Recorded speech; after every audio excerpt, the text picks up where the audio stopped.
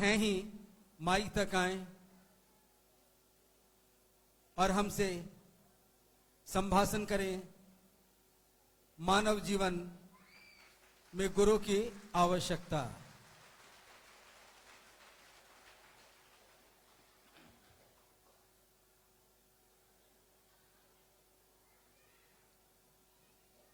अपने गुरु महादेव साहब, दीदी और आप सभी को मेरा प्रणाम है।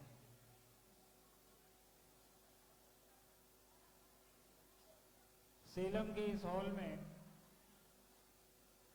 आप लोगों से मिलने का सौभाग्य मिल रहा है और बहुत ही पवित्र उद्देश्य है हमारे आपकी मुलाकात का। यह उद्देश्य जिसको हमारे साहब और दीदी ने हमको आपको दिया है आज से 40 साल पहले, जब साहबों ने ये काम शुरू किया लोगों को बताने का, लोगों को जोड़ने का। तो कभी हम लोगों ने इस बात पे चिंतन किया है कि साहब ने आखिर ये काम शुरू क्यों किया? महादेव ऐसा कोई नाम तो नहीं है जिसको पहचान की जरूरत है। वो तो शुरू से पूजित है, पूरी दुनिया में उनकी पूजा होती है, सब लोग जानते हैं महादेव हैं, गुरु देवों के देव हैं। फिर उनके नाम पर साहब ने लोगों को ये बताना शुरू किया कि वो गुरु हैं, आप गुरु भी उनको मान सकते हैं, गुरु मान के देखिए, प्रयास करिए, एक बार चेष्टा तो करिए। आखिर क्या वजह रही होगी, क्या चल रहा होगा साहब के जेहन में, साहब के दिमाग में, कि उन्होंने कहा कि महादेव को गुरु भी बना सकते हैं, वो गुरु का भी काम करते हैं। और ये लोगों को बताना उन्होंने शुरू किया। एक बिहार सरकार का बड़ा अधिकारी, गजेटेड ऑफिसर, सीनियर, जीवन में कभी उन्होंने कष्ट नहीं देखा, न शादी के पहले न शादी के बाद। तो एक अधिकारी को, एक उसकी पत्नी को, जो दोनों सक्षम हैं सांसारिक रूप से, न पैसे की दिक्कत, न घर की दिक्कत, न सम्मान की दिक्कत, न पहचान की दिक्कत, फिर भी उन्होंने कहा कि ये काम जो है सबसे बड़ा है, सबसे जरूरी है, और इसको जनमानस के बीच लेकर के आए।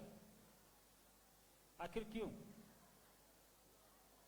साहब के बारे में आप लोगों में से कितने लोगों ने पढ़ा है या जानते हैं? अच्छा, पहले ये बताइए, आप लोगों में से कितने लोगों ने साहब से मुलाकात की है? हाथ उठा के बताइए जरा। साहब से देखा है सामने सामने, टीवी में नहीं, सामने सामने देखा आप लोगों ने? वाह, चलिए अच्छी बात है। दीदी को कम लोगों ने देखा होगा, क्योंकि दीदी को सभी छोड़े काफी दिन हो गए। दीदी को भी देखने वाले लोग हैं यहाँ? चलिए अच्छी है, ये अच्छी बात है। और कुछ पुराने लोग तो मुझको दिख रहे हैं यहाँ पे। एक अनुरोध करेंगे आप लोगों से कि यहाँ के आयोजकों ने इतनी मेहनत से ये आयोजन किया है, आप लोग भी अपना समय निकाल के, अपना पैसा लगा के, अपना घर छोड़ के यहाँ तक आए हैं, तो कुछ घर वाली बातों को घर पे छोड़ दीजिए। यहाँ हम लोग, आप लोग महादेव की बात करने आए हैं, तो थोड़ी देर शांति से या तो सुन लीजिए, या फिर आपकी हम लोग सुनते हैं, आप सुना दीजिए। तो इतने कोलाहल में बात नहीं हो पाएगी, हमारी बात भी आप समझ नहीं पाएंगे, ना आपकी बात हम समझ पाएंगे। तो बेहतर होगा कि थोड़ी देर बर्दाश्त करें बोलने की क्षमता को, थोड़ी देर कान को जागृत करें और थोड़ा सुन लें। महादेव की बात हो रही है, कोई फिल्मी गाना तो बजना नहीं है यहाँ पे। तो अनुरोध करेंगे कि थोड़ी देर शांति से बैठें, ताकि हम आप लोग की भी बात सुन पाएंगे। ये संगोष्ठी है, अपने महादेव की बात होनी है यहाँ पे। हाँ? तो धन्यवाद है आपका। तो कभी हम लोगों ने ये सोचा है कि साहब ने इस कार्य को क्यों शुरू किया? सरकारी नौकरी के रहते हुए सरकारी नौकरी से अलग समय निकाला, महादेव से लोगों को जोड़ने का प्रयास किया। इसका खाना बनाओ, आज इसको खाना खिलाएंगे, यहीं ये रहेंगे, इनसे गुरु की बात करेंगे, महादेव की बात करेंगे। और कई बार तो ये क्रम रात रात पूरी रात चलता रहता था कि हर दिन एक नया इंसान आता था, उसको साहब और दीदी मिलकर समझाते थे कि महादेव से जुड़ जाओ, महादेव के गुरु स्वरूप से जुड़ जाओ। महादेव के उस स्वरूप से जुड़ना है जिससे लोग आज तक अनभिज्ञ हैं। देवता के रूप में तो हम और आप उसमें महादेव से लेते ही आए हैं। भगवान के रूप में तो हजारों साल से उनकी पूजा हम और आप कर रहे हैं ना। ये कोई छिपी बात तो नहीं है। आप जिस राज्य में बैठे हैं, तमिलनाडु में, इस राज्य में महादेव की पूजा होती है हर घर में।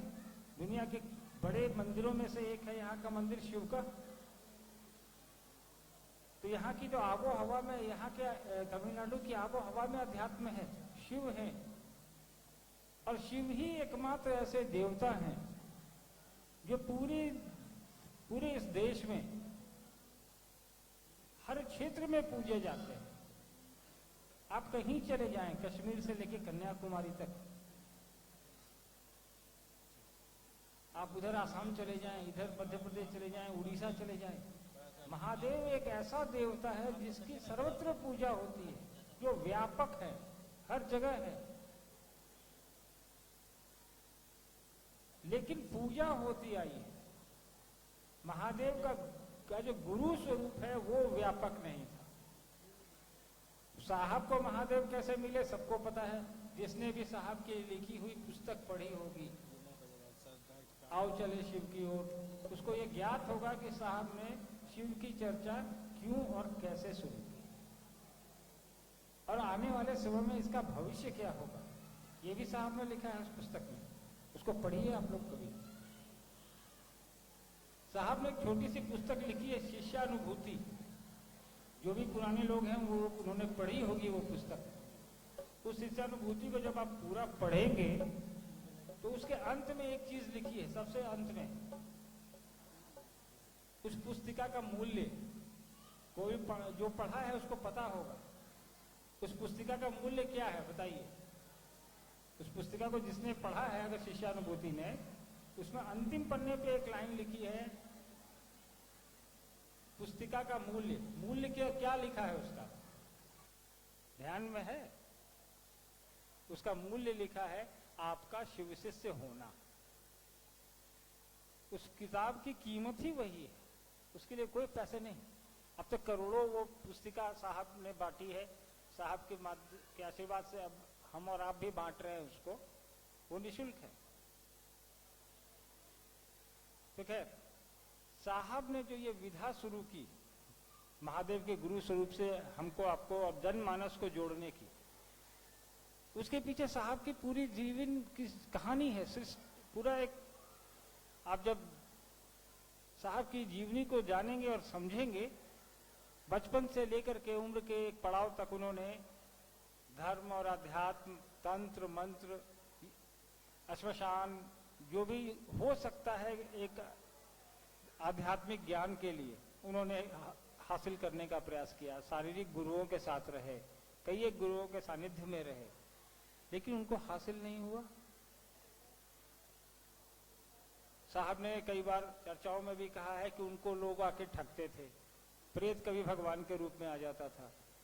तो साहब ने जब इन चीजों से अपने आप को दूर करना शुरू किया तो उन्होंने कहा कि हे महादेव, आप भगवान के किसी भी रूप में आएंगे, इंसान के रूप में आएंगे, जिस किसी भी रूप में आएंगे, तो हम विश्वास नहीं करेंगे, क्योंकि हम इतने जगह ठगे गए हैं, छले गए हैं महादेव के नाम पे, भगवान के नाम पे, गुरु के नाम पे, कि मेरी मनोदशा वो नहीं रह गई है कि हम किसी पे भरोसा करें। उसके बाद ही कालांतर में साहब को धीरे धीरे क्रमवार 3 सूत्र मिले, प्रथम सूत्र, द्वितीय सूत्र और 3 सूत्र। और ये 3 सूत्र भी साहब ने कई एक वर्षों तक अपने कमरे में किया, दीदी को बताया, दीदी से बाहर किसी को नहीं बताया। क्योंकि उनको लगता था कि इसमें भी कोई फरेब तो नहीं है।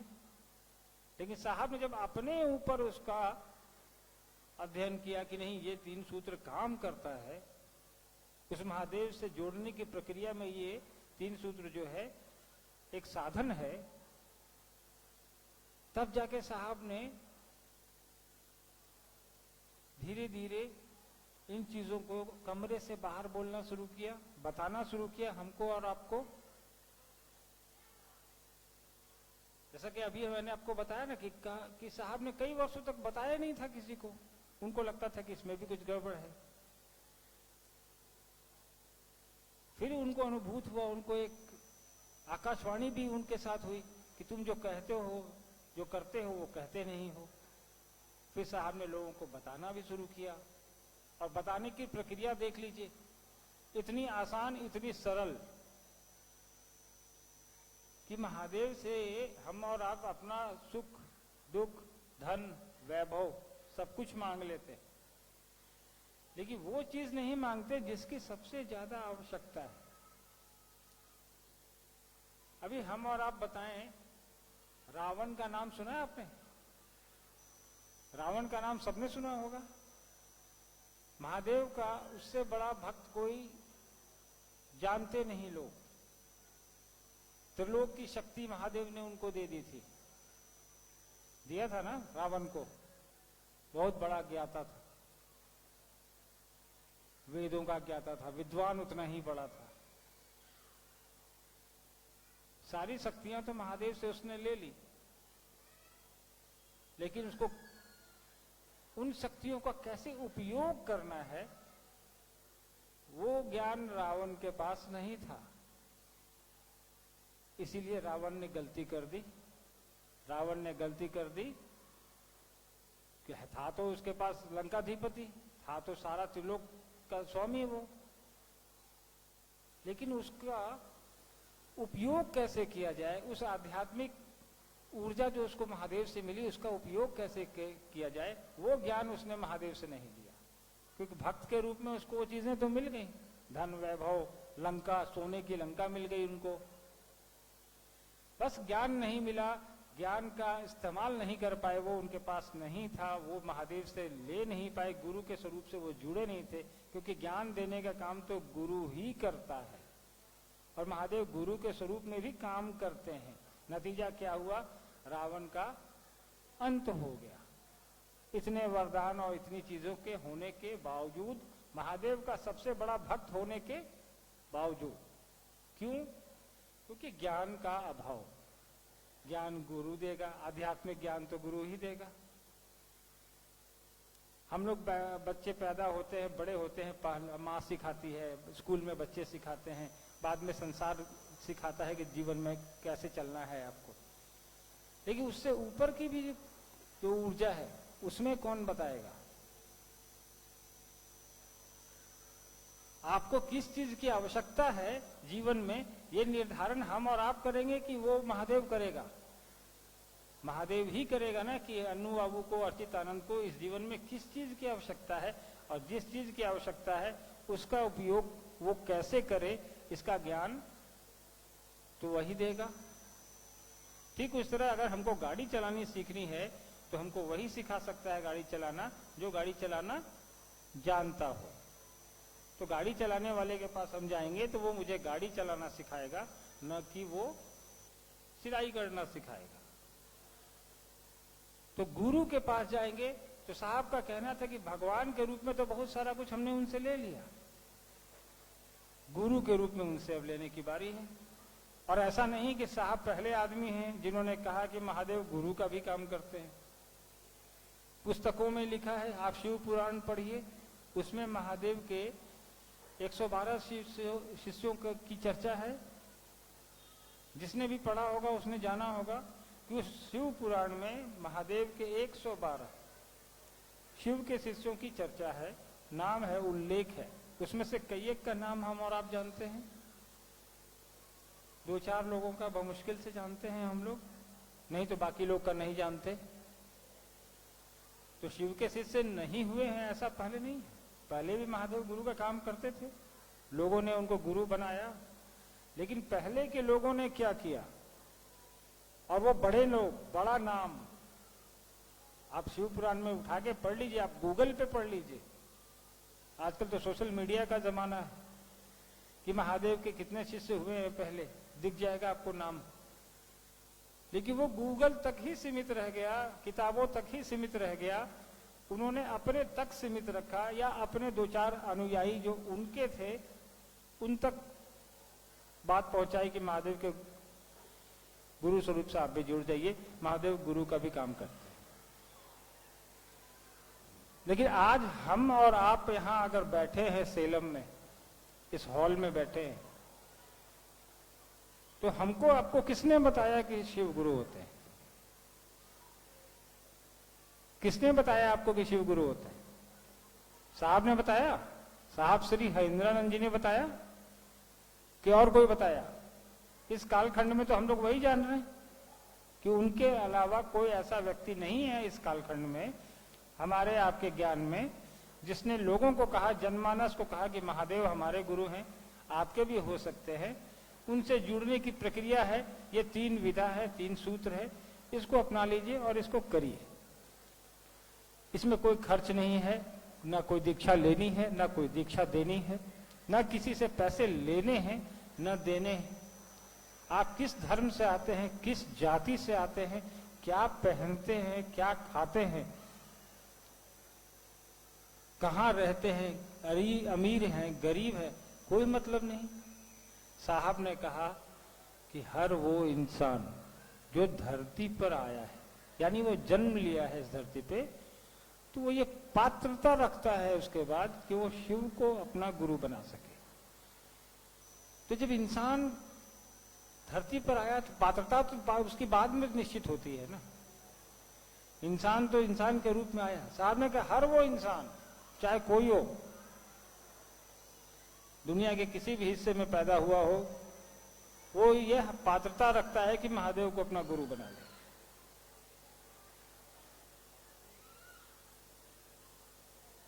और ये प्रक्रिया जो साहब ने शुरू किया 40 साल में, देखिए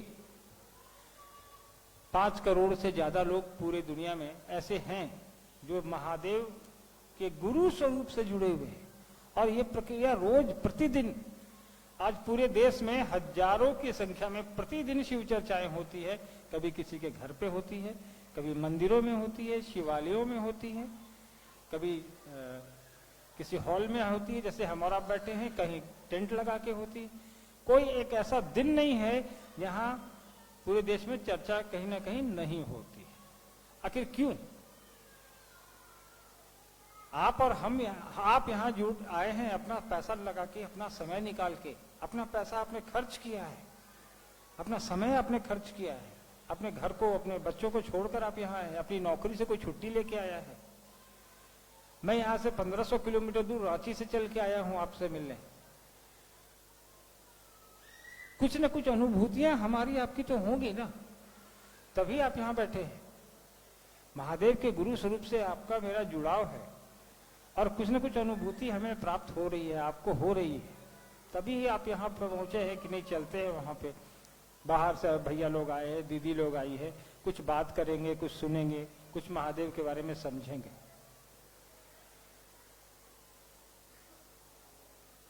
तो ये सब एक व्यवस्था के तहत चीजें चल रही हैं।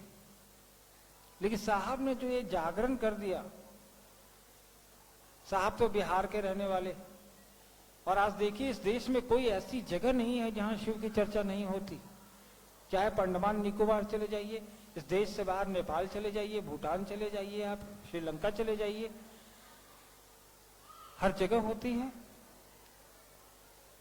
तो महादेव का स्वरूप ही ऐसा है कि बस इनके हजारों नाम हैं, सबसे लोग जुड़े रहते हैं। हर क्षेत्र में महादेव का अलग अलग नाम होता है, लेकिन काम उनका एक ही है। सृष्टि उन्हीं से चलती है, उन्हीं से समाप्त होनी है, उन्हीं से शुरुआत होनी है। साहब ने उसमें एक चीज जोड़ दिया खाली, कहा कि शिव के गुरु स्वरूप को भी अपने मन में बैठा लो, कि गुरु के बिना आपको जीवन जीने की कला और कोई नहीं सिखाएगा। तो गुरु आपने शिष्यानुभूति पढ़ी होगी, उसमें लिखा है साहब ने, बहुत लाइन है उसमें कि शिव गुरु से आया ज्ञान, शिव गुरु से आया ज्ञान जो हमारे आपके अंदर आएगा, वो आपके हमारे अंदर जो संकीर्णताएं हैं उसको भी तिरोहित कर देगा, मतलब समाप्त कर देगा। जरूरत है उनसे जुड़ने की, जुड़ने के लिए वो भाव देने की, जो साहब ने कहा कि आपको वो भाव देना पड़ेगा कि हम शिष्य हैं, हम पे दया करिए आप। तो इस बात का प्रयास हम लोग को करना चाहिए कि 3 सूत्र हम लोग करें। 3 सूत्र के माध्यम में से अपना तो हम कल्याण कर ही रहे हैं, 3 सूत्र में एक सूत्र लोगों को बताना भी है। आप जिसको बता रहे हैं उसका भी कल्याण हो रहा है, अपना और तो हम और आप कर ही रहे हैं कि उतनी देर कम से कम महादेव का नाम तो ले रहे हैं, महादेव की परिधि में तो हैं हम और आप।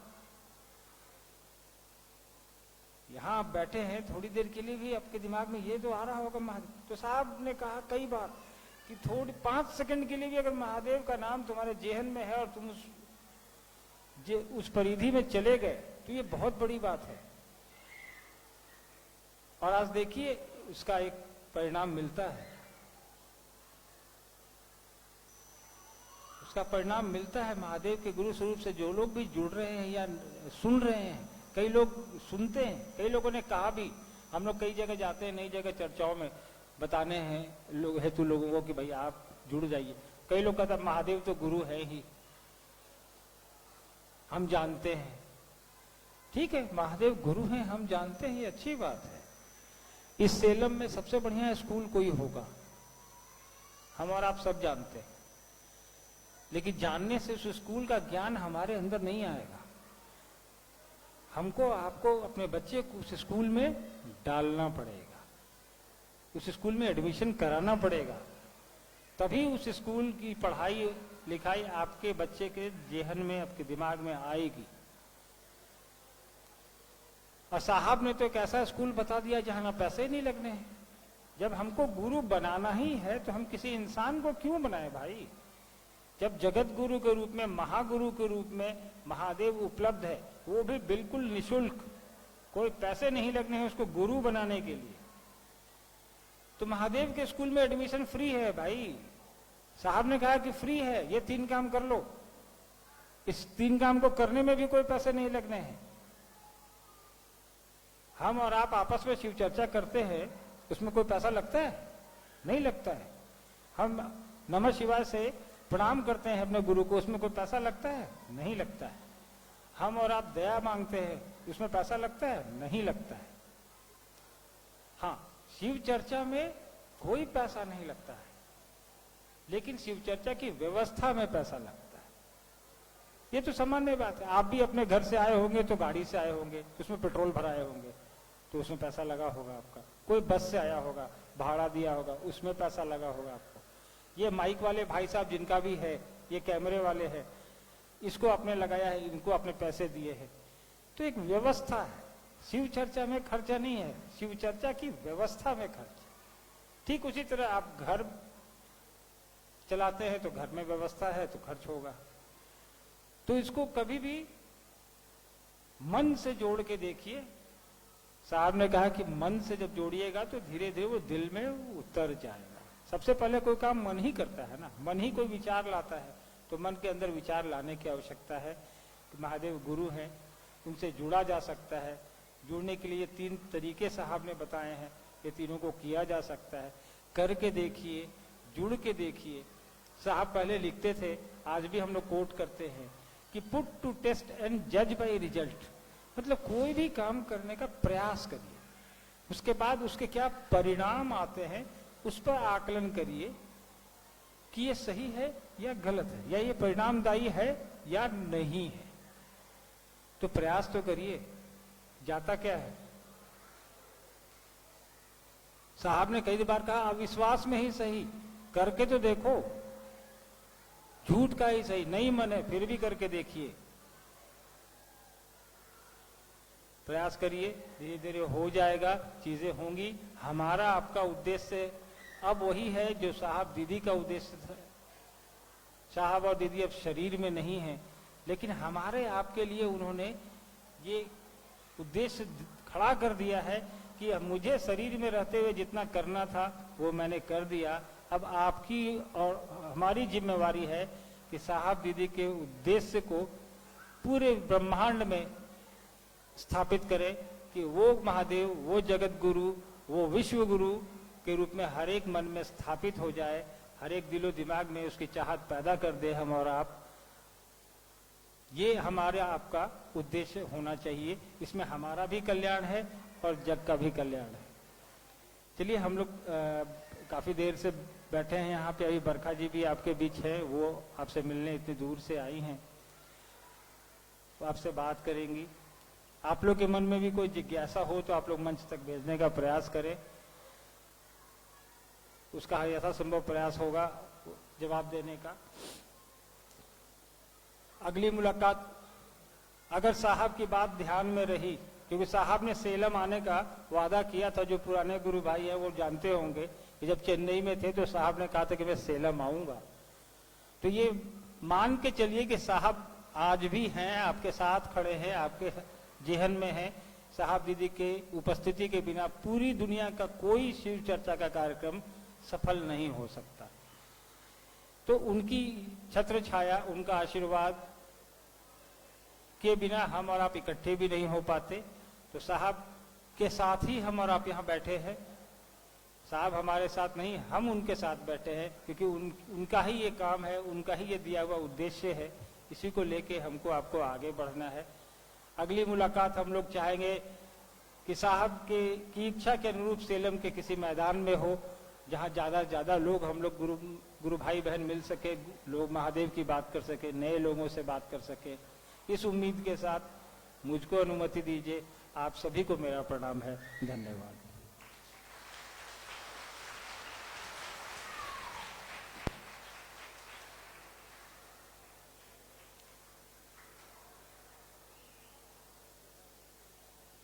अभी हम लोगों ने भैया अर्चितानंद जी को सुना। सुनने से सिर्फ काम नहीं होगा, हमको आपको उन बातों को अपने हृदय में अपनाना होगा। आइए अब एक भजन सुनेंगे हम आप, और उसके बाद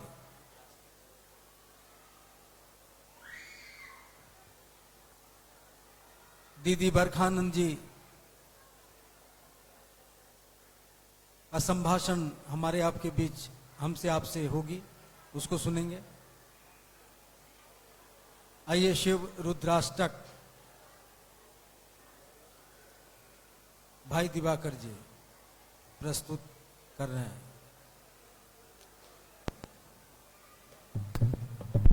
अभी भैया ने कहा हम आपको सुनना चाहिए शांति ढंग से। पता नहीं फिर ये समय मिले ना मिले, कोशिश करिए। यहाँ आए हैं, बहुत सौभाग्य मिला है, तब जाके यहाँ पे कार्यक्रम हुआ है। इस चीज को करने का, इस चीज को सफल बनाने में हम आप अपना सहयोग करें, आप सबसे आग्रह होगा। चलिए चलते हैं।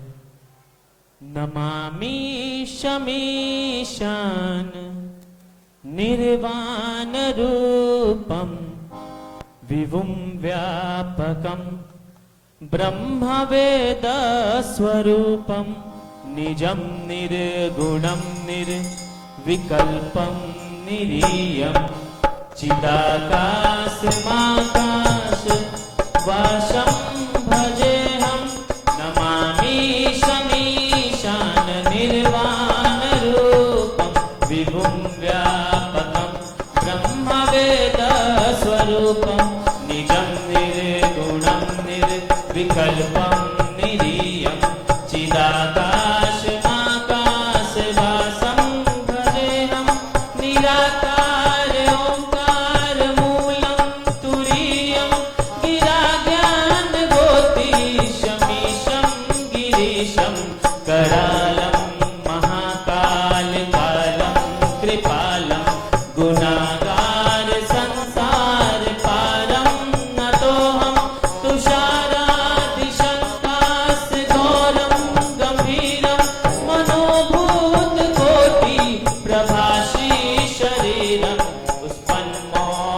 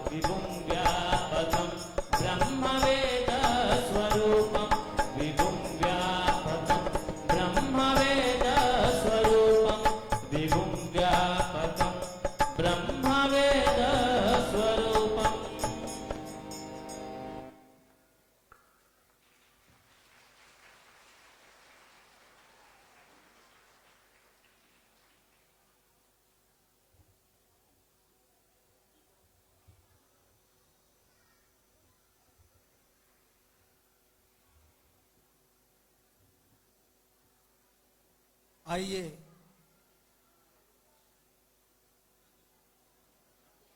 अब हम आप सुनेंगे साहब के पावन आध्यात्मिक संकल्प। आओ चलें शिव की ओर। इस प्रवाह में साहब दीदी के साथ निरंतरता में चल रही दीदी बरखानंद जी की अभिव्यक्ति को हम आप सुनेंगे। आओ चलें शिव की ओर, दीदी बरखा आनंद जी को सुनेंगे हम आप। कुछ जिज्ञासाएं हैं, उसका समाधान भी सुनेंगे दीदी बरखानंद जी के माध्यम से।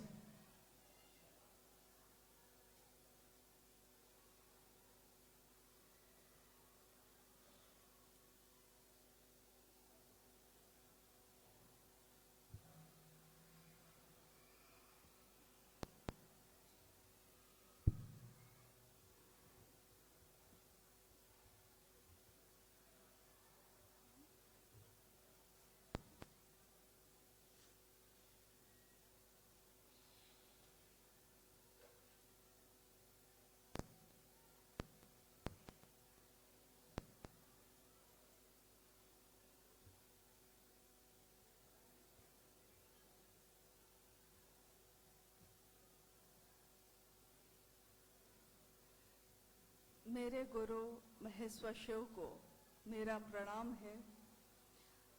प्रणाम है इस कालखंड के प्रथम शिव के शिष्य और वरण्य गुरु भ्राता साहब श्री हरिनानंद जी के चरणों में, शक्ति स्वरूपा मां नीलम आनंद जी के चरणों में मेरा प्रणाम है। और प्रणाम है इस कल्याण मंडपम में, जो सेलम की धरती तमिलनाडु राज्य है, सेलम की धरती है। कल्याण मंडपम का ये प्रांगण है और आप सब जो गुरु भाई गुरु बहन यहाँ उपस्थित हैं, आप सभी के चरणों में मेरा प्रणाम है।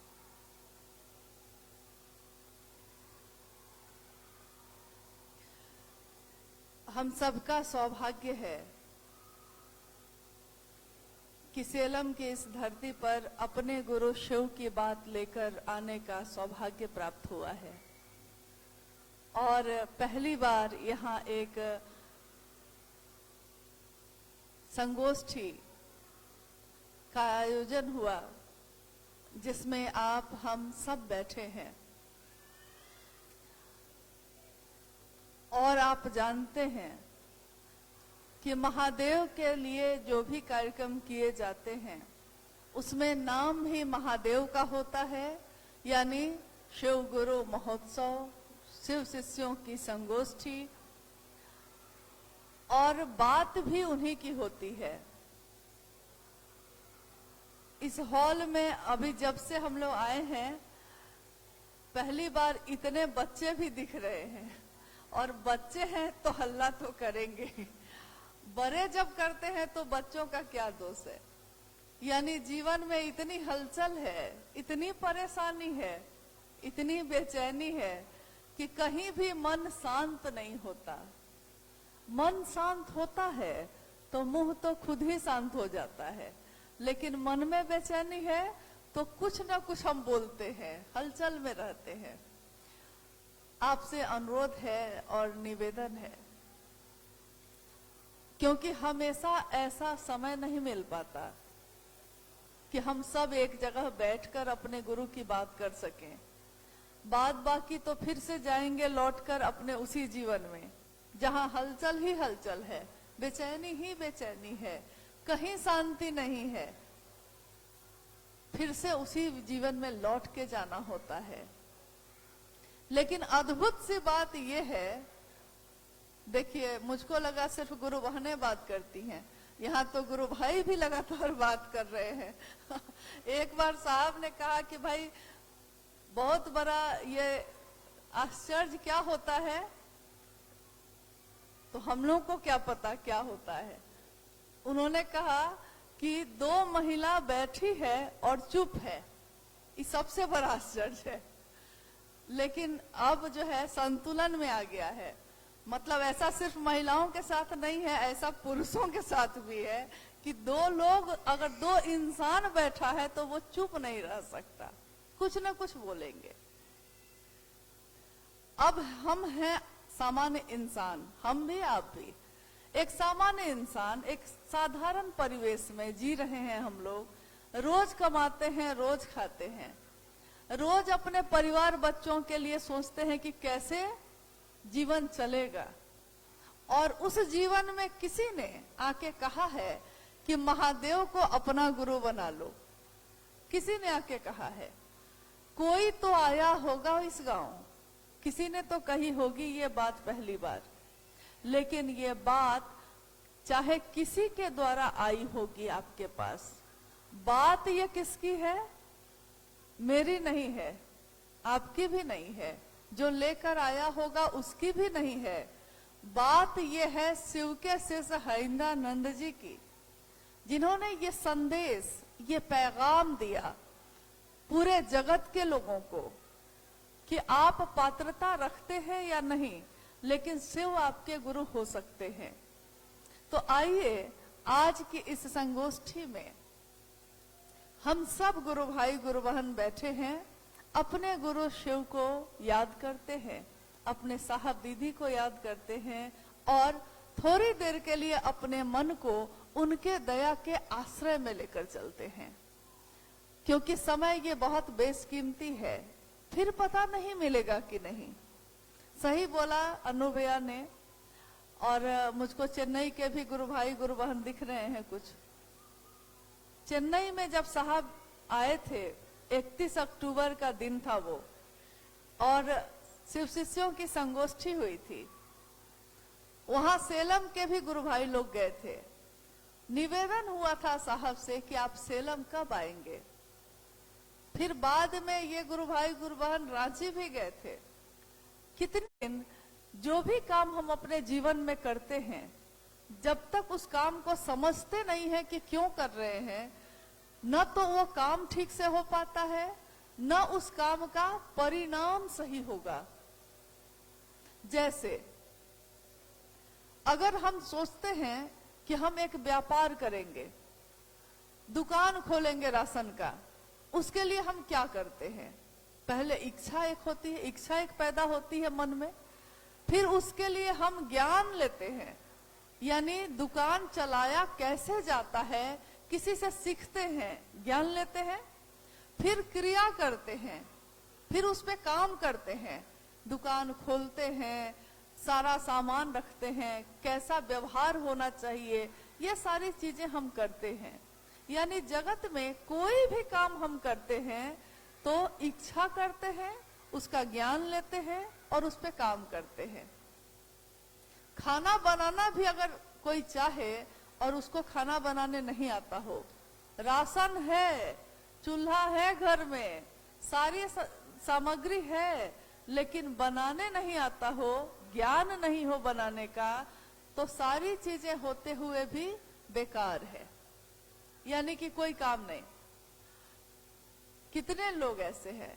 एक बार जब साहब खुद रहते थे, उस समय की घटना है ये, 2009-10 की। उस समय साहब हरिंद्रानंद जी रहते थे देवघर में। तो कुछ गुरु भाई लोग आए हुए थे, सुबह में पौधे लगाए जा रहे थे बगीचे में, जहां वो रहते थे वहां पौधा लगाया जा रहा था। तो साहब ने कहा कि जिनको पौधा लगाने आता है, अगर किसी को आता है तो उनको भी बुला लो ताकि मदद हो जाएगी। तो कुछ गुरु भाई लोग जो बैठे थे वो लोग आ गए, कुछ लोग तो लगा रहे थे, और एक गुरु भाई आ तो गए थे ये कह के कि हमको आता है, लेकिन जब वो पौधा लगाने लगे तो पौधा जो छोटा छोटा आता है प्लास्टिक के साथ आता है, तो वो प्लास्टिक के साथ ही जमीन में लगाने लगे। साहब ने कहा कि अरे तुम कहाँ से किसानी सीखा है भाई, ये पौधा ऐसे थोड़ा ही लगता है। देखिए, एक पौधा लगाने के लिए भी हमको आना चाहिए, यानी इंसान का जीवन है तो हर काम करने के लिए ज्ञान की जरूरत होती है। माइक है, लगाने नहीं आता है तो कोई फायदा नहीं है हमको। इंसान के जीवन में गुरु की जरूरत क्यों है? भगवान के रूप में तो वो है ही। महादेव की पूजा तो सर्वसुलभ है, हर जगह होती है। और दक्षिण भारत तो महादेव की पूजा से ओतप्रोत है, हर जगह मंदिर है, शिवलिंग की स्थापना है, शिव के परिवार की पूजा अभ्यर्थना होती है। यानी कि शिव की पूजा में कोई कमी नहीं है। हम जल चढ़ाते हैं, उपवास करते हैं, व्रत करते हैं, फूल माला चढ़ाते हैं, बेलपत्र चढ़ाते हैं, पूजा में कोई कमी नहीं है। लेकिन एक बात बताइएगा आप, जैसे किसी ने विवाह किया है, एक संबंध बना है, कोई लड़का किसी लड़की से विवाह करता है तो एक संबंध बना ना, पति और पत्नी का। जब पत्नी उसकी आती है तो वो उसके लिए अच्छा घर बना के रखा है, अच्छा घर देता है, उसको सारे सुख की सामग्री देता है, कपड़े, गहने, खाना, जो भी हो सकता है सब देता है, लेकिन पति का भाव नहीं देता है। अब बताइए कि उस पत्नी के लिए इन सारे चीजों का क्या अर्थ है?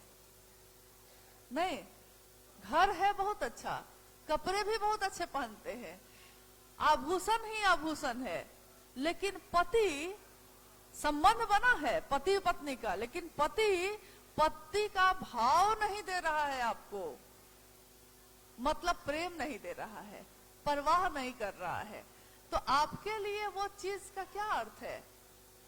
ठीक वैसे ही शिव की पूजा में हम बेलपत्र चढ़ाते हैं, सारी सामग्रियां चढ़ाते हैं, लेकिन अपने दिल का भाव ही नहीं देते, तो महादेव के लिए उन चीजों का क्या अर्थ है? क्योंकि फूल भी उन्हीं के, बेलपत्र भी उन्हीं का, जल भी उन्हीं का, और ये दिल में जो हमारे भाव है ये भी उन्हीं का। लेकिन शिव भाव सत्ता है, तो भाव से ही उनसे संपर्क किया जा सकता है। साहब ने हमेशा ये कहा है कि एक विचार है, एक विचार कि शिव मेरे गुरु हैं। किसी ने आपको कहा है, आपने सोचा कितनी अच्छी बात है, सुंदर बात है, महादेव से जुड़ने की बात है, ठीक तो है, महादेव की पूजा करते हैं, महादेव को गुरु भी बनाएंगे, इससे अच्छी बात क्या होगी? बना भी लेते हैं, लेकिन परवाह नहीं करते, न शिव की बात करते हैं, न शिव के बारे में कुछ भी अपने तरफ से करते हैं, तो फिर उस संबंध का भी कोई अर्थ नहीं है। हम लोग जब भी किसी को कहते हैं शिव को गुरु बनाओ, हम 3 सूत्रों की बात करते हैं। बार बार ये पूरी चर्चा में आपने अभी भी सुना होगा, 3 सूत्र, 3, एक गुरु भाई जो अभी गा रहे थे, 3 ही सूत्रों की बांधी है पगड़ी, गुरु बहन गाती है, 3 ही सूत्रों की ओढ़ी है चुनरी। 3 सूत्र क्या है ये? शिव को गुरु बनाने की बात हो गई, ये तो समझ में आ गया, लेकिन ये तीनों सूत्र क्या है? क्या जरूरी है ये करना? बहुत लोग दूसरा सूत्र करते हैं, यानी शिव की चर्चा, जैसा अभी हम लोग कर रहे हैं, शिव की चर्चा करते हैं, इसमें थोड़ा अच्छा लगता है, लेकिन महादेव से दया मांगना पहला सूत्र, बहुत लोग वो नहीं करते, सोचते हैं क्या कि जब समय होगा तो कर लेंगे, इसकी क्या जरूरत है, चर्चा तो कर ही लेते हैं। तीसरा सूत्र नमन करना, वो भी नहीं करते, सोचते हैं कि महादेव को क्या हम अलग से प्रणाम करेंगे तब प्रणाम होगा, महादेव की चर्चा तो करते ही हैं, प्रणाम करने की क्या जरूरत। लेकिन तीनों सूत्र के पीछे जब तक हम समझेंगे नहीं कि ये 3 सूत्र क्या हैं और क्या परिणाम लाते हैं, क्या रिजल्ट लाता है, तब तक इनको करने से कोई फायदा नहीं है। अभी आपने सुना नमामि समीसान निर्वाण रूपम, पूरा सुना आपने। जिनको संस्कृत आती होगी वो समझे होंगे, लेकिन जिनको नहीं आती होगी, सुना तो सबने है, लेकिन अर्थ नहीं पता है, तो अंदर से कोई भाव भी पैदा नहीं हुआ। नमस्कारम हम कहते हैं, अगर कोई समझ गया है कि मैं प्रणाम कर रही हूं, तब तो वो भी बदले में प्रणाम करेगा। लेकिन अगर हम कन्नड़ में बोलेंगे बिहार में जाके, तो वो कन्नड़ नहीं समझेगा। तमिल में बोलेंगे तो वो नहीं समझेगा। हम बोल रहे हैं उसको प्रणाम, लेकिन उसको अर्थ नहीं पता, तो उसके अंदर प्रणाम का भाव भी नहीं आ रहा है, क्योंकि अर्थ नहीं पता है। बहुत सारी चीजों के अर्थ हमको नहीं पता। कोई अंग्रेजी बोलने लगे तब भी हम चुपचाप उसका मुंह देखने लगते हैं, क्योंकि हमको समझ में नहीं आ रहा है कि बोल तो बहुत अच्छा रहा है, लेकिन बोल क्या रहा है ये नहीं पता चल रहा है। बहुत बड़े बड़े जगह पे जाइएगा, बड़े बड़े ग्रंथ की बातें सुनिएगा, लेकिन सुनने में बड़ा अच्छा लगा, बोल बहुत अच्छा रहे थे बाबा, लेकिन क्या बोले ये मेरी समझ में नहीं आया। तो जब समझ में ही नहीं आया तो मेरे अंदर उसके लिए कोई भाव पैदा नहीं होगा। साहब के जीवन के बारे में आपने सुना अभी, शिव के शिष्य हरिंद्रानंद जी के जीवन के बारे में जो भी सुना। क्यों हम बताते हैं उनके जीवन के बारे में? क्योंकि हजारों साल से इस सृष्टि में महादेव की बात है। महादेव जो अनेक रूपों में माने गए हैं धरती पे। रुद्र के रूप में उनकी पूजा हुई, कपालीश्वर के रूप में हुई, औढ़रेश्वर के रूप में हुई, महामृत्युंजय, नीलकंठ, त्रयंबकम जिनको कहते हैं हम, 3 नेत्रों वाले, किरात के वेश में, कितने रूपों में महादेव की पूजा होती है, अंत नहीं है, लंबी सूची है। यानी अलग अलग रूपों में महादेव की पूजा होती है। पहले तो हमको समझना ये होगा कि आखिर शिव को गुरु बनाकर हम क्यों पुकारें। महादेव तो है, वो पूजा तो हम करते ही हैं, लेकिन आपने देखा होगा कि हमारे आपके भी अनेक रूप हैं। मैं एक स्त्री हूं, मेरा नाम है बरखा। आप भी कोई पुरुष हैं या स्त्री हैं, आपका भी एक नाम है, लेकिन आप नाम नहीं है। आपका नाम कुछ दूसरा भी होता तब भी आप वही होते जो आप हैं, नाम आप नहीं है। लेकिन इस धरती पे, इस इंसान के शरीर में आप किसी के पिता, किसी के भाई, किसी के बाबा, किसी के पुत्र, किसी के मित्र, किसी के दुश्मन, किसी के पड़ोसी, किसी की बहन, किसी की पत्नी, किसी की माँ, है ना? एक ही रूप है आपका, एक इंसान है आप। लेकिन एक इंसान के मन में देखिए कितने रूप हैं, अलग अलग रूप है। अब आपके जिस रूप से जो जुड़ेगा उसको उसी रूप का लाभ मिलता है। जैसे आपका बेटा आपको पुकारता है पापा, तो आप खड़े हैं पत्नी के साथ, अभी पत्नी से बात ही कर रहे थे कि तुरंत बेटा बुलाता है पापा, तो आपका मन उसी समय पत्नी से जो बात कर रहे थे पति भाव से, उसी समय आपका मन तत्क्षण तुरंत अपने पुत्र को उत्तर देता है, क्या बेटा? तब तक बहन आती है, बहन कहती है भैया, आप तुरंत बहन को भाई के भाव से उत्तर देते हैं। यानी एक ही समय में मेरे और आपके अंदर भी अनेक रूप हैं, और एक साथ उन सारे रूपों को हम सक्रिय किए हुए हैं, जगे हुए हैं, वो रूप जगे हुए हैं। तभी तो भाई बन के बोलते हैं आप, तुरंत पति बोल के बोल रहे थे, तुरंत पत्नी बन के बोल रहे थे, वो भाव जगे हुए हैं। ऐसे ही अलग अलग रूपों में एक और बात है, एक और सांचा, एक और खांचा। साहब ने कहा कि जोड़ लीजिए कि शिष्य भी हैं आप, किसके? जगत गुरु शिव के। वो शिव जिसके भी अनेक रूप हैं, जैसे मेरे आपके छोटे छोटे रूप हैं, उस शिव के सारे संसार में जितने भी रूप हैं, वो सारे रूप शिव के पास हैं, तभी धरती पे है। अगर वो स्त्री नहीं तो यहाँ स्त्री नहीं, वो पुरुष नहीं तो यहाँ पुरुष नहीं, वो माँ का भाव वहां नहीं होगा तो यहाँ माँ का भाव नहीं होगा। यानी धरती पे जितने भी भाव हैं, जितने भी रूप हैं, वो शिव का प्रकटीकरण है। शिव शक्तियों से जाने जाते हैं। शक्तियां जिनकी पूजा हम लोग करते हैं उनके भी अलग अलग रूप हैं। महाकाली, माँ काली के रूप में करते हैं, भगवती के रूप में करते हैं, माँ दुर्गा के रूप में करते हैं, कितने लक्ष्मी के रूप में करते हैं। लगातार 10 महाविद्या शक्तियों का प्रकटीकरण, यानी शिव की ऊर्जा जब प्रकट होती है तो वो अनेक रूपों में प्रकट होती है। उसी शिव के जिसकी मात्र इच्छा से ये सृष्टि बनी है, ये पूरी दुनिया बनी है, मात्र इच्छा से। देखिए, इच्छा हम भी करते हैं, इच्छा आप भी करते हैं, लेकिन हमारी इच्छा में, आपकी इच्छा में इतना ही बल है कि मैंने इच्छा की है कि मिठाई खाऊं, लेकिन इसके लिए मुझको मिठाई बनानी पड़ेगी या दुकान में जाकर मिठाई खरीदनी पड़ेगी।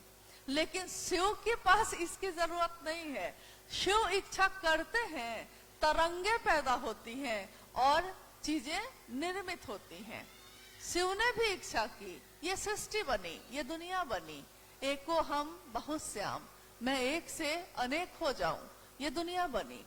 इस दुनिया में कितनी चीजें बनी और जितनी चीजें शिव की तरफ से बनी हैं, हम लोग अभी इसी पे आ रहे हैं। अभी आप गौर करिएगा कि जितनी चीजें शिव की तरफ से दुनिया के लिए बनी हैं, वो सारी चीजें बेशकीमती है, लेकिन पैसे से उसका मूल्य नहीं चुकाया जा सकता। आकाश, आकाश तत्व, उसको पैसे से आप नहीं खरीद सकते। वायु, जिससे हम सांस लेते हैं और छोड़ते हैं तो मेरे प्राण चलते हैं, ये इंसान का जो जीवन है हमारा इसीलिए जिंदा है क्योंकि हमको हवा, मेरी नाक से ये सांस लेते और छोड़ते हैं। अगर हवा नहीं हो तो कितने भी सुंदर चीजें हो, अगर सांस ही नहीं आए तो क्या होगा? सांस ना आई है ना गई है तो मृत्यु, वही मौत हो जाती है, खत्म, मामला वही खत्म। बेशकीमती है वो, लेकिन पैसे से आप उसको नहीं खरीद सकते। अग्नि, भले आप उसको लाइटर, माचिस से जला लीजिए, लेकिन उस अग्नि को आप पैदा नहीं कर सकते। जल, जिसको बचाने की आज पूरे विश्व में मुहिम चली हुई है कि पानी बचाइए। क्यों? महादेव ने तो सबके लिए सब कुछ बनाया था, लेकिन हम लोगों ने क्या किया? हम लोगों ने उसका दोहन किया। नतीजा क्या हुआ? उनकी बनाई हुई चीज जो पैसे से नहीं खरीदी जा सकती, पानी अगर हम ना मिले, हमको नहीं पी पाए तो क्या होगा? हमारे पास बहुत पानी है तो हमको उसका मूल्य नहीं पता, लेकिन राजस्थान के रेगिस्तान में रहने वाले आदमी से पूछिए कि पानी की कद्र उसके लिए क्या है। मेरे पास अभी है तो मुझको उसकी कद्र नहीं है। जिस दिन मेरे पास खत्म हो जाएगी तब हमको पता चलेगा कि एक एक बूंद पानी कितना कीमती है। मिट्टी का तत्व, मिट्टी को हम क्या करते हैं? महादेव ने बनाया है ना मिट्टी को, यानी इस धरती पे जहां हम बैठे हैं, इस मिट्टी को हम रौंद देते हैं, काट के इधर से उठाकर उधर फेंक देते हैं। कितने ट्रैक्टर उस पे चलवा देते हैं, धरती का सीना फाड़ के तब अनाज पैदा होता है तो हम खाते हैं, नहीं तो हम जीवित कैसे रहेंगे? यानी शिव ने जीवन दिया, शिव ने सारे जीवन को चलाने की चीजें दी और सब कुछ ऐसे ही दे दी। वो शिव ऐसा ही है, वो ऐसे ही देता है, लेकिन हम ही उसको संभाल नहीं पाते।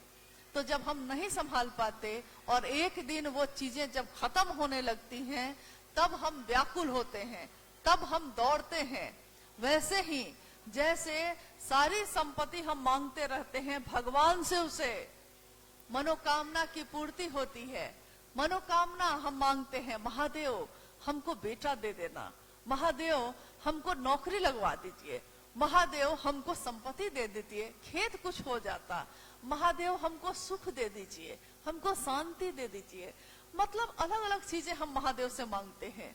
महादेव ईश्वर के रूप में देते भी। खरीद दीजिए, पिताजी के पास पैसा है, मोटरसाइकिल खरीद देंगे, वो दे देंगे, बेटा है, मांगा है, दे दिया।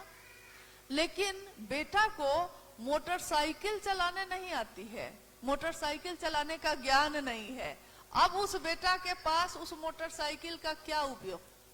खरीद के तो आप दे सकते हैं, मनोकामना तो महादेव पूरी कर सकते हैं, करते हैं, तभी मंदिरों में इतनी भीड़ है, तभी इतने उपासना और कर्मकांडों का बोलबाला है, तभी मंत्रों के जप है। लेकिन अगर हम सब कुछ मिल भी जाए, संभाल नहीं सके, तो क्या फायदा होगा उसका? खाने के लिए हम क्या खाते हैं? रोटी ही ना, चावल ही ना, सब्जी ही ना, सोना और चांदी तो नहीं खाते। कितने भी अमीर आदमी हो, खाते क्या है वो? रोटी चावल ही खाते हैं। और सोते कहाँ हैं?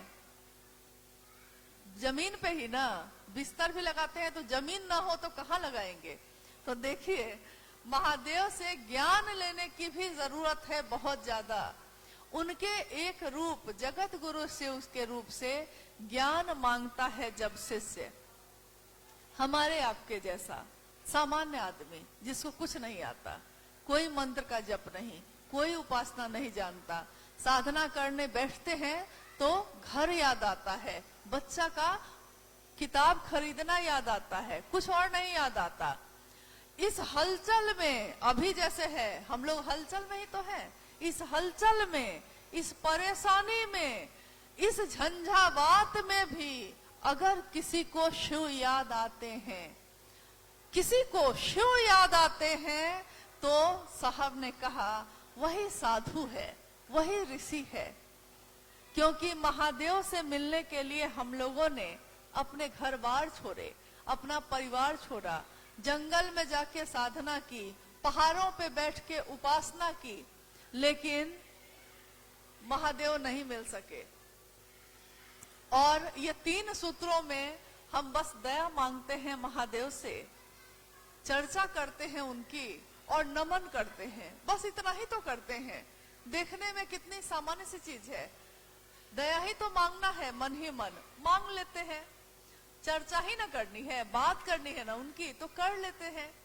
नमन करना है, नमः शिवाय शिव का पंचाक्षर मंत्र है, नमन कर लेते हैं। यानी एक सामान्य सी दिखने वाली घटना जो आपको पता नहीं चल रहा है कुछ भी, आप कर इतना ही रहे हैं, हम कर इतना ही रहे हैं, लेकिन मेरा मन अब क्या सोचता है?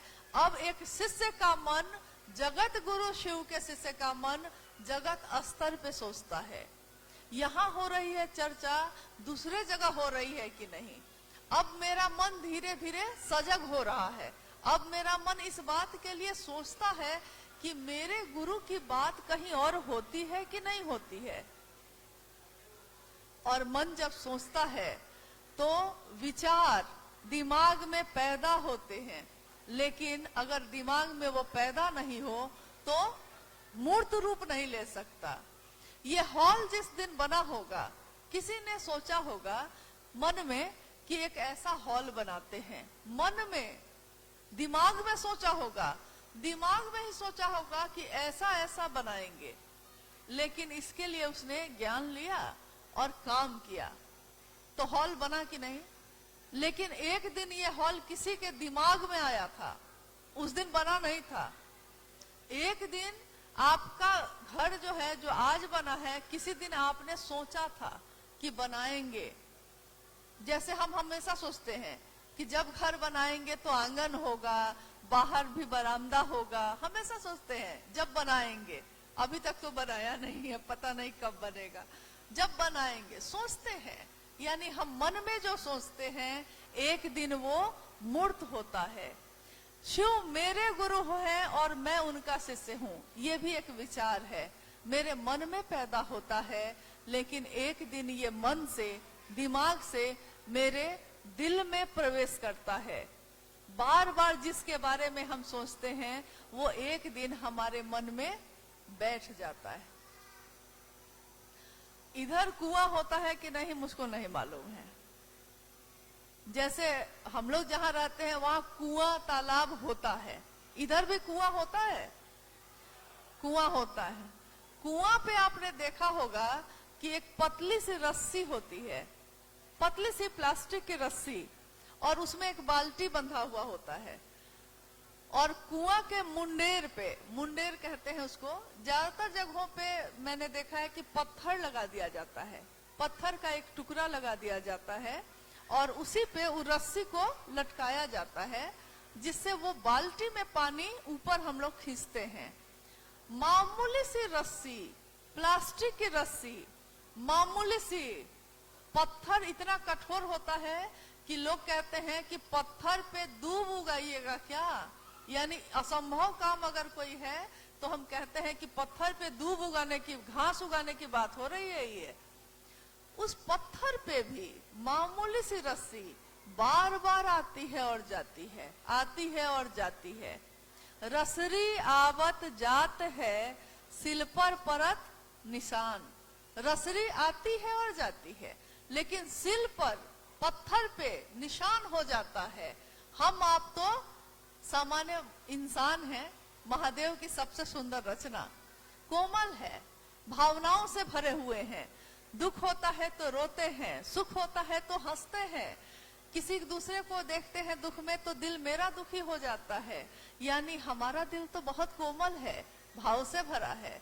उसमें अगर हम शिव की बात करेंगे तो क्या होगा?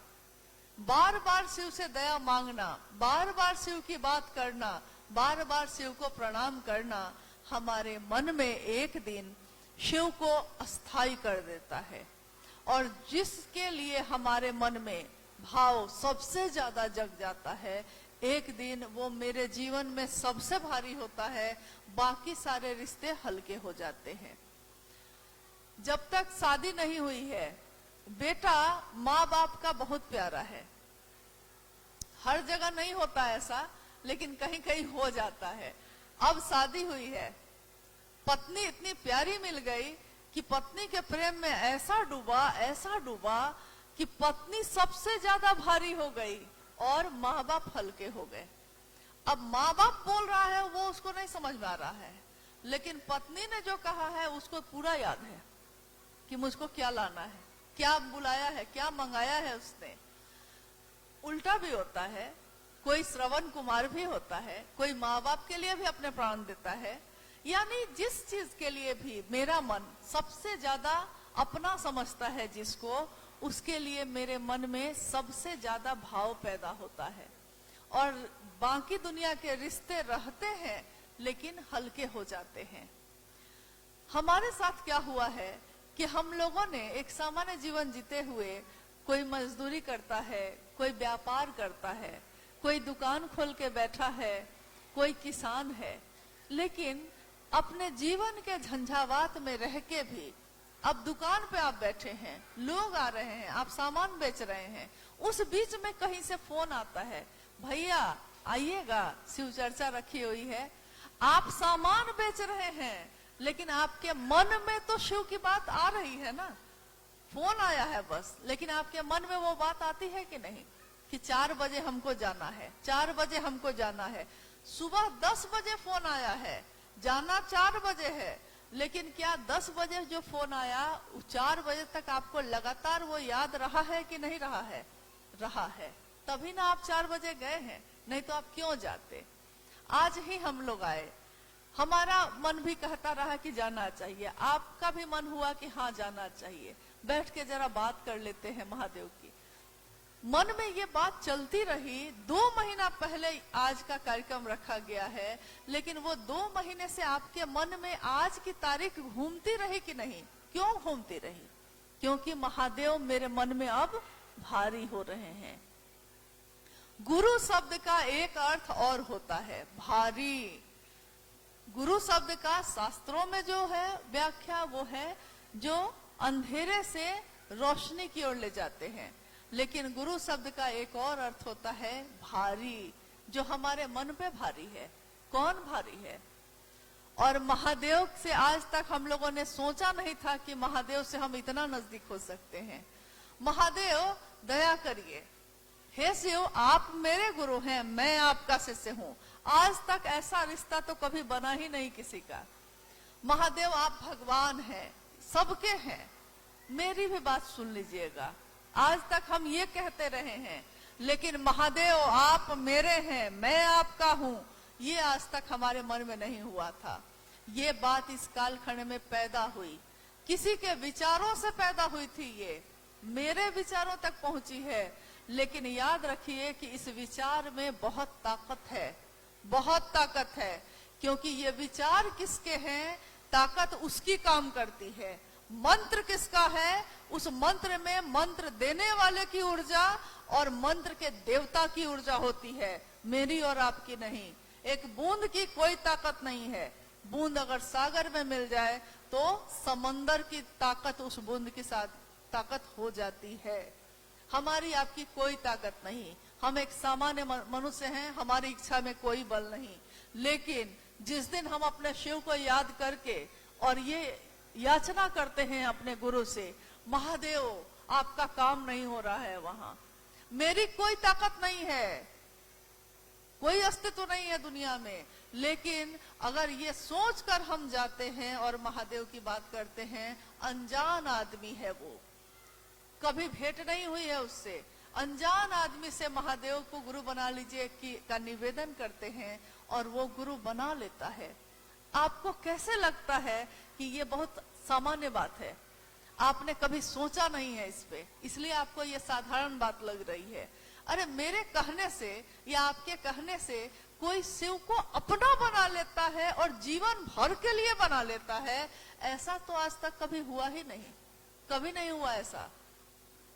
जीवन भर के लिए कोई रिश्ता आपने बना लिया शिव से, मेरे कहने से? जी नहीं, मेरे कहने से नहीं। जिनकी बात है, उस बात को जो मैंने आपसे कही है, ताकत वो काम कर रही है।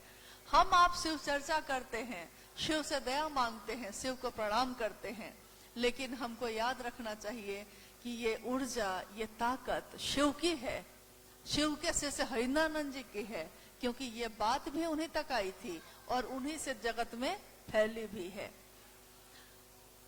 गंगा नदी के बारे में आपने सुना होगा, हम माँ गंगा कहते हैं। ज्यादातर भारतवर्ष में ये प्रचलन है कि नदी को हम कहते हैं माँ, यानी नदी पोषण देती है, पोषण यानी जीवन के प्यास बुझाती है। कहते हैं माँ गंगा, गंगा जहां से निकलती है किसी को नहीं पता कि वो कहां से निकलती है। कोई कहता है जो गंगोत्री है वहां से निकलती है, कुछ लोगों ने खोज की तो पता चला उससे भी पहले से निकलती है। और वहां जहां से वो निकलती है, वो निकलती कहां से है, आखिर वो आती कहां से है, वो इन आंखों से दिखाई नहीं देता।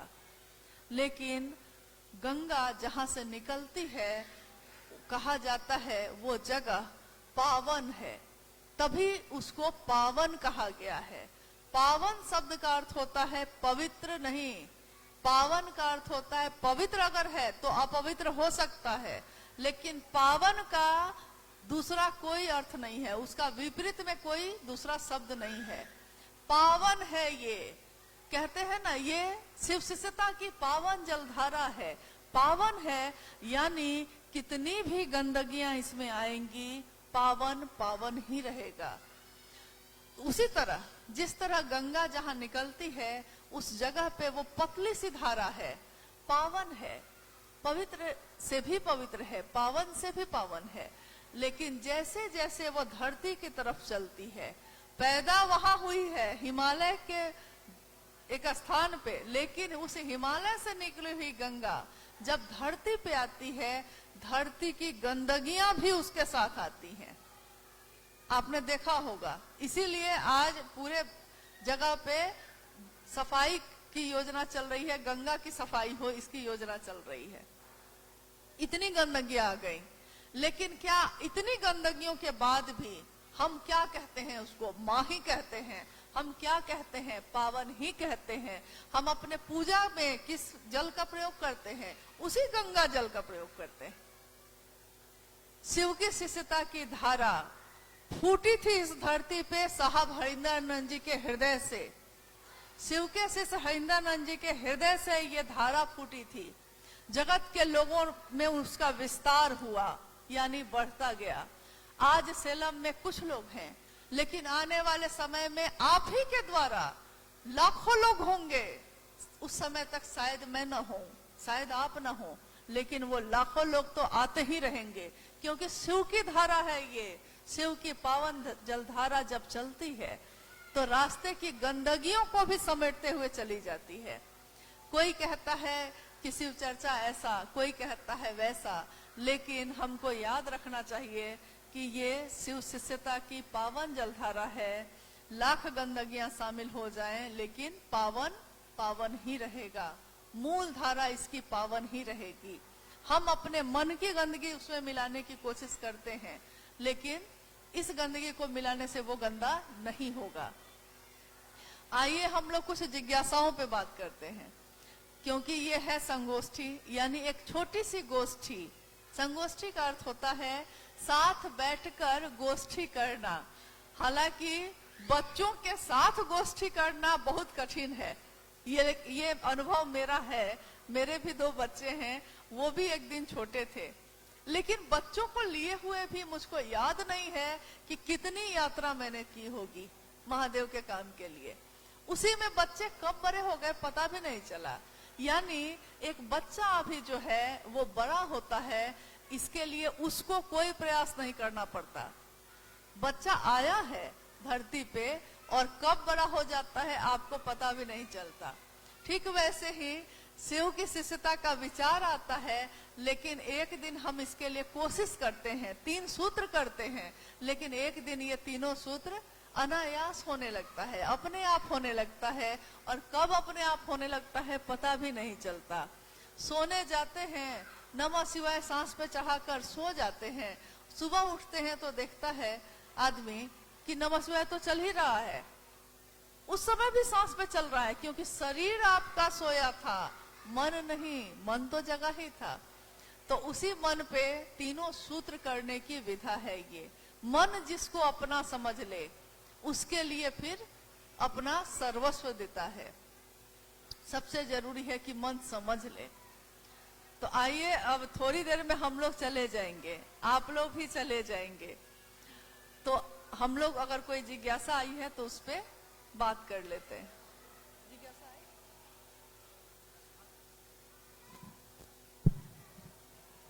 आई? स्थानीय गुरु भाई गुरु बहनों की ओर से जिज्ञासा है कि शिव की पूजा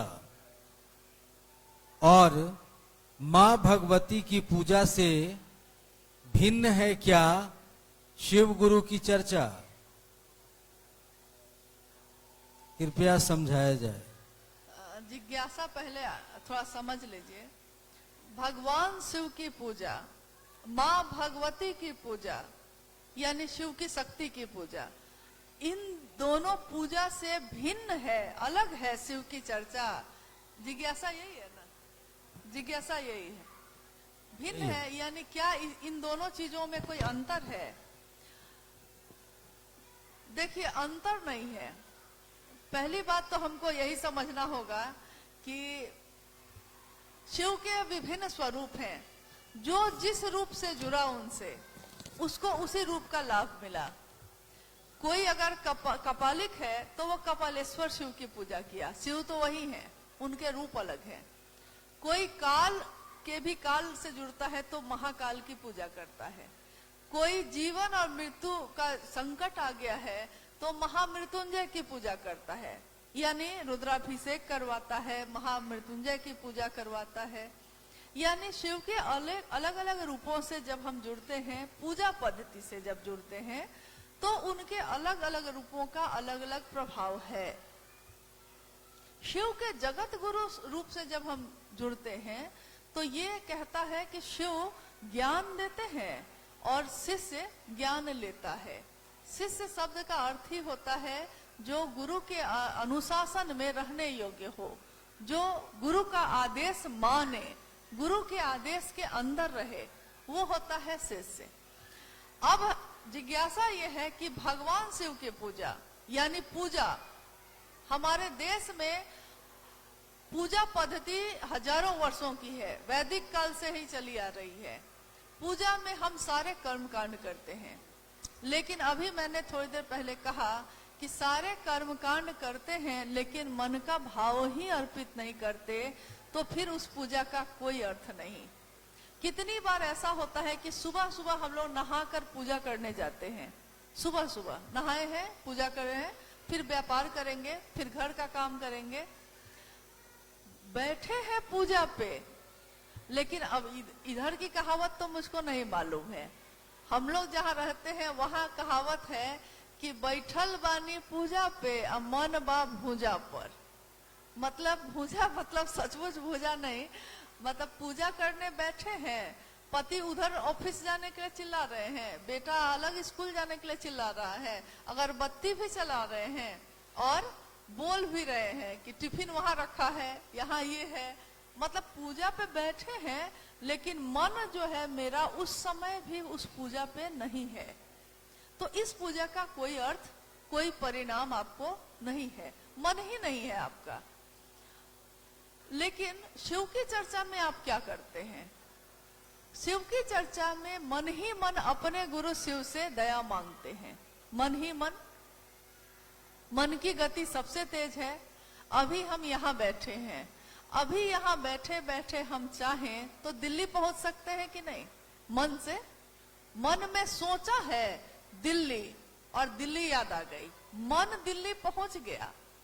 लेकिन हमको शरीर से जाने में समय लगेगा। अभी यहाँ बैठे हैं, घर पे माँ बूढ़ी है, घर पे है, अभी बैठे बैठे अचानक याद आता है माँ खाना खाई होगी कि नहीं। देखिए आप हैं यहाँ, आपका मन पहुंचा तुरंत माँ के पास। मन यानी मन एक ऐसी मशीन है जो दिखती नहीं है लेकिन विचारों को पैदा करती है। अच्छा ये बताइए, जब बच्चा थोड़ा सा बड़ा होता है तो हम लोग उसको सिखाते हैं, बउआ बताओ आई कहाँ है, आंख कहाँ है, तो वो कहता है यहाँ। नाक कहाँ है, नोज, अंग्रेजी हिंदी दोनों बोलते हैं ताकि वो दोनों समझे। नाक, नोज, तो वो दिखाता है यहाँ। मतलब कान, ईयर कहाँ है, हर चीज हम पूछते हैं उससे। पूरे शरीर के बारे में हम पूछ लेते हैं और वो सब बता देता है। फिर हम चित्र निकालते हैं जिसमें शरीर के अंदर की बनावट है, तो हम कहते हैं किडनी कहाँ है, दिल कहाँ है, सब पूछते हैं ना। बच्चा उंगली दिखा दिखा के बताता है। मन कहाँ है, रहता तो हमारे साथ ही है, लेकिन ये मन कहाँ है, ये आज तक किसी को पता नहीं चला कि ये मन है कहाँ, रहता तो इसी में है।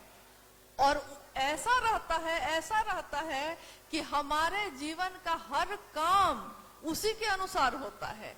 तभी ना हम कहते हैं मेरा मन नहीं है आज खाने का, मेरा मन नहीं है आज सिनेमा जाने का, मेरा मन नहीं है आज तुमसे बात करने का, मेरा मन नहीं कर रहा है कि तुमसे हम बात करें।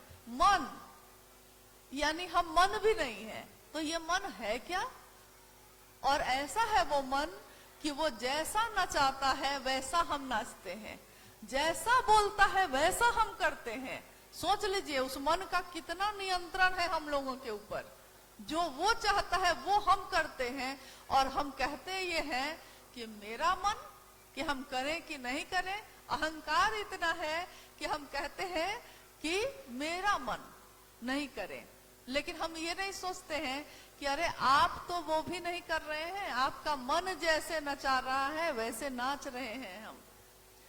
उसी मन पे हमेशा शरीर से अभी हम कहते हैं कि सारे लोग एकदम चुप हो जाइए तो सन्नाटा हो जाएगा। सारे लोग चुप हो जाइए तो सारे लोग अगर मुंह बंद कर लेंगे सन्नाटा तो हो जाएगा। लेकिन आपका मन भी शांत हो गया क्या? मुंह बंद करने से मन शांत हो गया?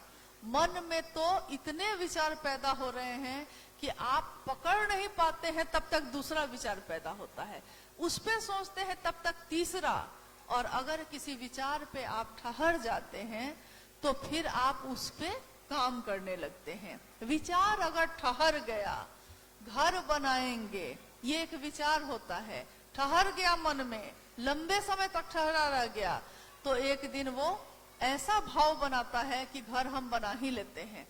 लाख परेशानी होती है, बना ही लेते हैं, लेकिन विचार करते हैं कि जाएंगे कोई कहता है छोड़िए ना, वहां कहाँ जाइएगा, चलिए ना आज इधर चलते हैं। तैयार हुए थे जाने के लिए इधर, और दूसरा आया और उसके साथ हम चले गए इधर। यानी हमारा अपने मन पे कोई कंट्रोल, नियंत्रण नहीं है। उसी मन पे जब हम कहते हैं हे शिव आप मेरे गुरु हैं, वही रसरी आवत जात है, बार बार कहते हैं, बार बार कहते हैं।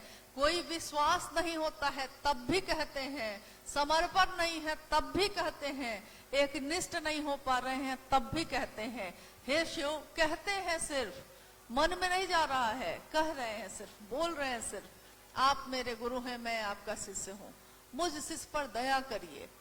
कहते कहते कहते कहते एक दिन ये विचार भाव बन जाता है। जैसे पानी एक दिन भाप बन जाता है, वही पानी एक दिन और जम जाता है तो बर्फ बन जाता है। भाव भी यही है, बस वही भाव है, वही विचार। जब जम जाता है, थोड़ा कठोर हो जाता है, थोड़ा अस्थाई होता है, तो भाव बन जाता है। और जब भाव बनता है तो हमारा मन किसी से मिलता है। भाव, पति का भाव, पत्नी का भाव, भाई का भाव, दोस्त का भाव, दुश्मनी का भाव। लेकिन ये भी हमको समझना होगा कि भाव भी एक दिन टूटते हैं, भाव भी एक दिन टूट जाएगा। लेकिन आपने सुना होगा कि प्रेम नहीं टूटता है, भाव टूट जाते हैं। पति पत्नी के भाव टूट जाते हैं। 20 साल शादी के हो गए, तलाक होते हैं कि नहीं? तलाक होते हैं। 20 साल बाद कोई सोचता भी नहीं है, बच्चे बड़े हो गए हैं और तलाक ले लेता है, भाव टूट गया। बेटा माँ बाप को घर से निकाल देता है, भाव टूट गया। भाव भी टूटते हैं, लेकिन प्रेम नहीं टूटता। प्रेम अगर हो जाए किसी से, यही भाव अगर घना हो गया और गहरा हो गया तो प्रेम होगा। और अगर प्रेम हो जाए किसी से तो ये प्रेम नहीं टूटता है। सारी दुनिया एक तरफ हो जाती है और प्रेम करने वाला एक तरफ हो जाता है। और जिससे वो प्रेम कर बैठता है, अब उसको सारी दुनिया में वही दिखाई देता है। लैला मजनू की एक कहानी मैंने पढ़ी थी बचपन में। लैला मजनू प्रेम की जब हम का उदाहरण देते हैं तो हम कहते हैं हीर रांझा जैसा प्रेम हो, राधा कृष्ण जैसा प्रेम हो, कहते हैं ना लोग। हालांकि प्रेम के भी साकार आदर्श शिव ही है, क्योंकि शिव अपने परिवार के साथ हमेशा संपूर्ण रूपों में दिखे हैं। तो प्रेम की पराकाष्ठा भी शिव ही है। मजनू के बारे में कहा जाता है कि एक दिन मजनू लैला के इश्क में गिरफ्तार था। लैला के प्रेम में इतना मगन था, इतना मगन था कि वो दीवाना हो गया था, भटक रहा था गलियों में। लैला उससे दूर हो गई है और वो लैला के प्रेम में है। प्रेम की बात हो रही है, प्रेम में है। जा रहा है सड़क से, एक आदमी वहीं बैठकर इबादत कर रहा है, खुदा को याद कर रहा है। मजनू तो दीवाना है लैला के प्रेम में, मजनू नीचे देख ही नहीं रहा है। तो वो जो बिछाकर चादर वो बैठा है इबादत में, वो मजनू उस पर से चढ़ता हुआ चला गया। जो व्यक्ति इबादत कर रहा था वो क्रोधित हो गया, गुस्सा गया। उसने कहा कि अरे कैसे पागल आदमी हो, तुमको दिखाई नहीं देता है कि मैं खुदा की इबादत कर रहा था। इबादत मतलब प्रेम, पूजा मतलब प्रेम। हम लोग पूजा पे ही बात कर रहे थे अभी। पूजा का अर्थ होता है प्रेम, लेकिन क्या हम प्रेम करते हैं?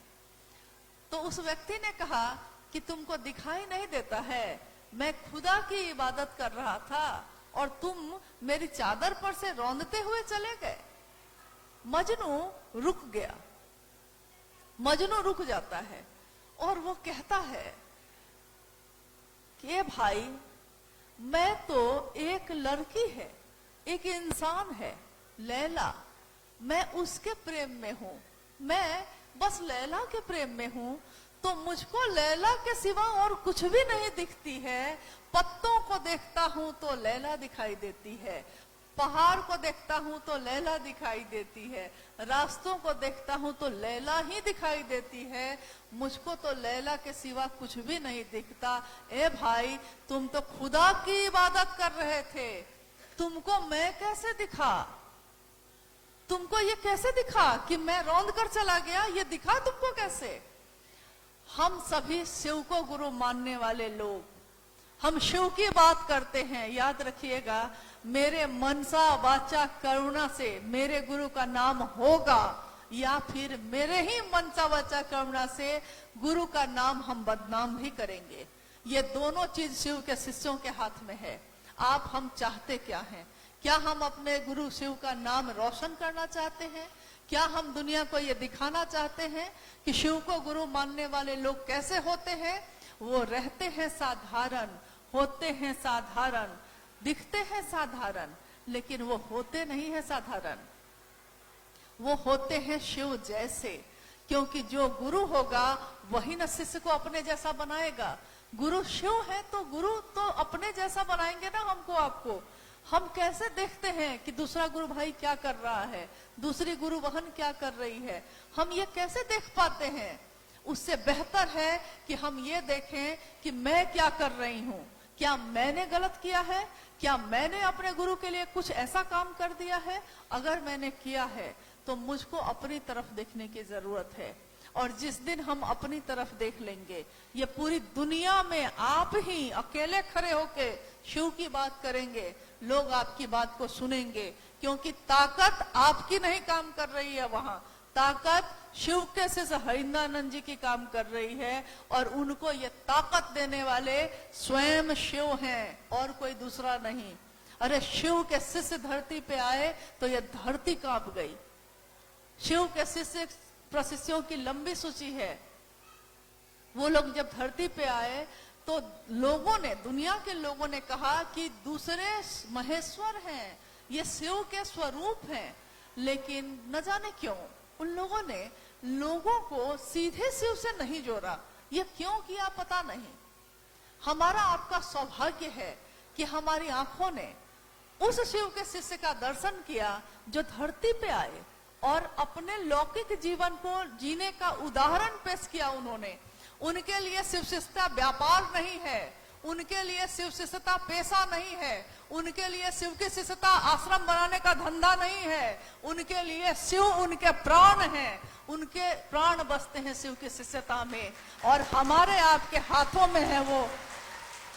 सोचिए, जिसके प्राण बसते हैं शिव शिष्यता में, वो हमारे आपके जैसे हाथों में वो अमानत सौंप कर गए हैं।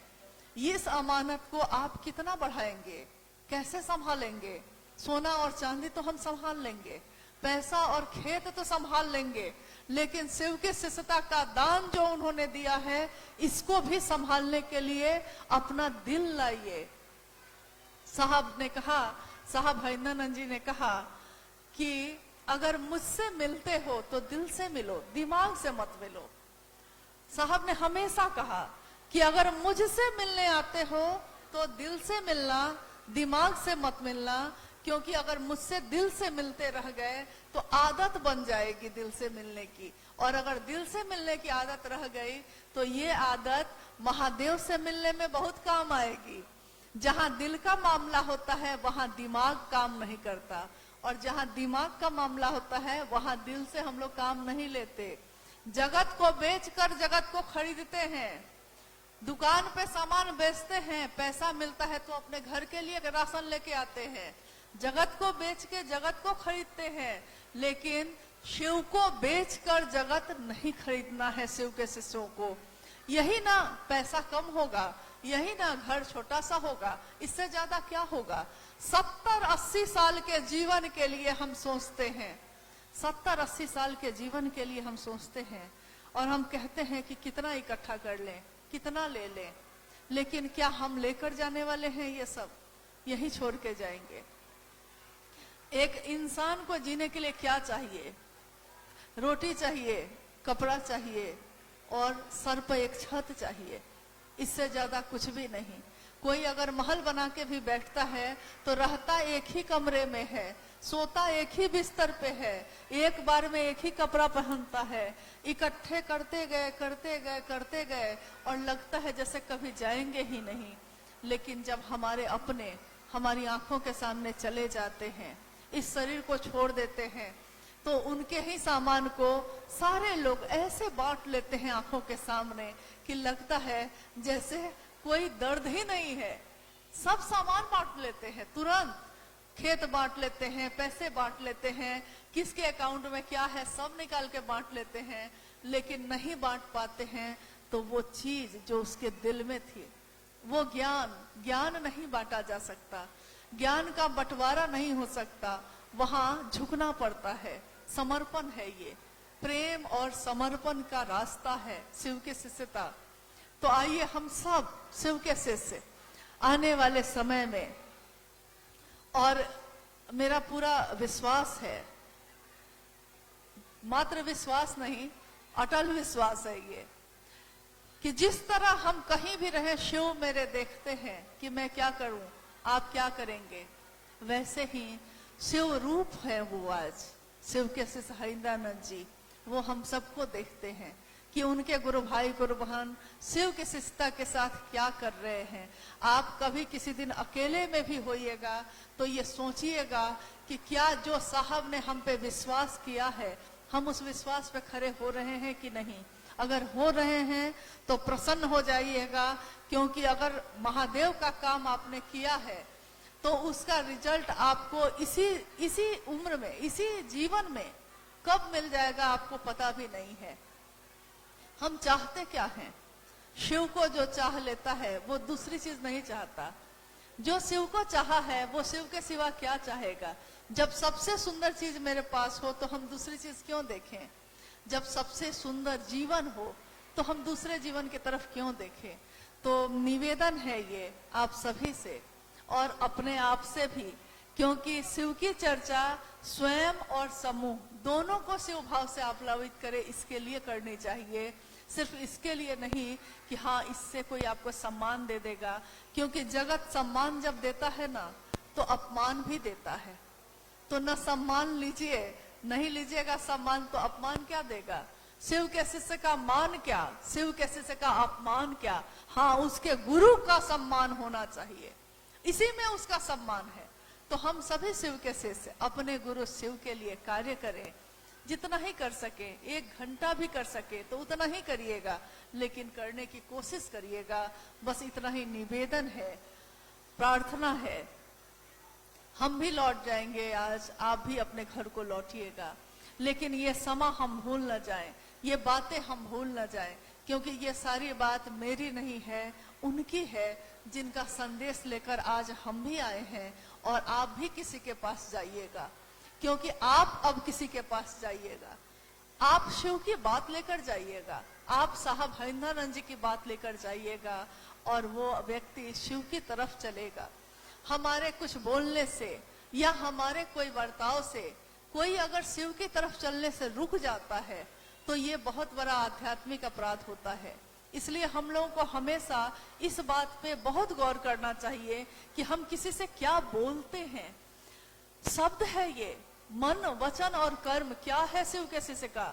जो उसके मन में हो वही उसके मुंह से निकले, जो उसके मुंह से निकलता हो वही उसके आचरण में दिखे। एक शिव के शिष्य का यही लक्षण होता है। तो हमारे बोली से, क्योंकि बोली एक ऐसी चीज है जिससे आप किसी को अपना बना भी सकते हैं और किसी को अपने से दूर भी कर सकते हैं। एक शब्द औषधि करे और एक शब्द चले बाण। शब्द ही है वो, लेकिन एक शब्द प्रेम की तरह मरहम लगाता है और एक शब्द घाव बना देता है। घाव जो दिल पे लग जाते हैं तो फिर वो कभी खत्म नहीं होते। इसलिए बहुत सोचकर किसी से बात करिए कि शिव की तरफ चल सके, ऐसी बात करिए। शिव की तरफ चलने से रुक जाए ऐसी बात ना करें हम लोग।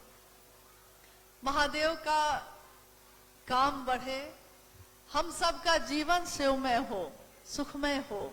शिव सबका कल्याण करे, शिव की दया बरसती रहे, यही प्रार्थना अपने गुरु शिव से है।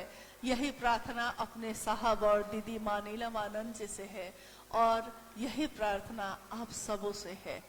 हम अब विदा लेते हैं। आप सभी के चरणों में प्रणाम है। आप सबको मेरा प्रणाम।